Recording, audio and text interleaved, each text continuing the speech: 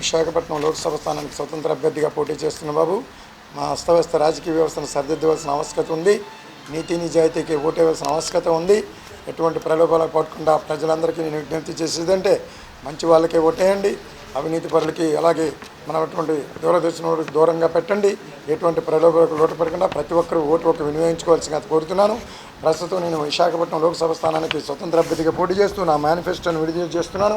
మొట్టమొదటిగా ఏంటంటే నేను రీకాల్ సిస్టమ్ పెడుతున్నాను. ఈ దేశ చరిత్రలో 666 సంవత్సరాల దేశ చరిత్రలో ఇంతవరకు ఎవరు రీకాల్ సిస్టమ్ పెట్టలేదు, పెట్టబోరు, పెట్టే దమ్ము ధైర్యం పెట్టలేరు.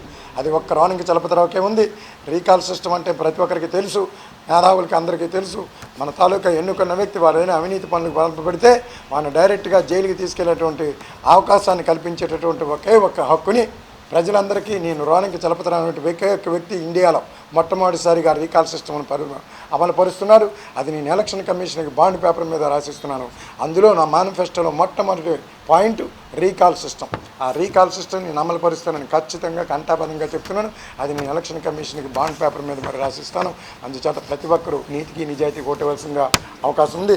తర్వాత నేను ఉన్నటువంటి ఆ మేనిఫెస్టోలో కొన్ని ముఖ్యమైనటువంటి విశాఖపట్నంలో ఉన్నటువంటి చాలా సమస్యల్లో అందులో ముఖ్యమైన సమస్యలు నేను చెప్పడం జరుగుతుంది. ఒకటి ఏంటంటే నేను లంచాలు కానీ కమిషన్లు కానీ కాంట్రాక్టులు కానీ నాకు ఎటువంటి అలవాటు లేదు. అవకాశం తీసుకొని అటువంటి వాటికి అలౌ చేయను కూడా. అలాగే ఎవరిని కూడా విడిచిపెట్టను, అవినీతి పరులని ఎవరిని విడిచిపెట్టను. అలాగే నేను అవినీతి రహిత పాలన సాగిస్తాను. అలాగే ప్రతి 4 నెలలకు నేను నియోజకవర్గం అంతా పర్యటిస్తానండి. ప్రతి 4 నెలలకి మీరు వద్దన్న ప్రజల తాలూకా నియోజకవర్గం అంతా నేను పర్యటిస్తాను. అలానే నన్ను కలుసుకుంటుకేటువంటి అనుమతులు కానీ అడ్డంకులు కానీ ఏమీ లేకుండా ప్రతి ఒక్క వ్యక్తి కూడా కలవచ్చినందుకు అందుబాటులో ఉంటాను. నేను ఎన్నికైన తర్వాత వేరే పార్టీలకు కూడా మారననేసి ప్రమాణం చేస్తున్నాను. ఇది నా తాలూకా ముఖ్యమైనటువంటి పాయింట్. ఆలోచించుకోండి. ఇప్పటికే నాకు ఎంతోమంది ప్రలోభాలు పెట్టారు. మీరు మార్పు మీ తాలూకా విత్డ్రా అవ్వండి, మేమేం కావాలంటే మేము అంత ఇస్తామనేసి కొంతమంది అన్నారు. మీ తాలూకా బ్యానర్ వాడుకుంటాం, మాకు ఎంత కావాలంటే అంత అడగండి, అవి కూడా ఇస్తామనేసి అన్నారు. కానీ నేను ఇండిపెండెంట్గా గెలుస్తున్నాను, ఇండిపెండెంట్గా ఇప్పుడు నిలబడ్డాను, ఇండిపెండెంట్గా గెలుస్తున్నాను, ఇండిపెండెంట్గా సర్వీస్ చేస్తాను. కానీ ఎవరికి అమ్ముడిపోనని చెప్పడం జరిగింది. అందుచేతే ప్రతి ఒక్కరూ ఆలోచించుకోండి. మన విశాఖపట్నం ప్రజలందరికీ మీ తాలూకా సమస్యలని నేను సరిదిద్దాను.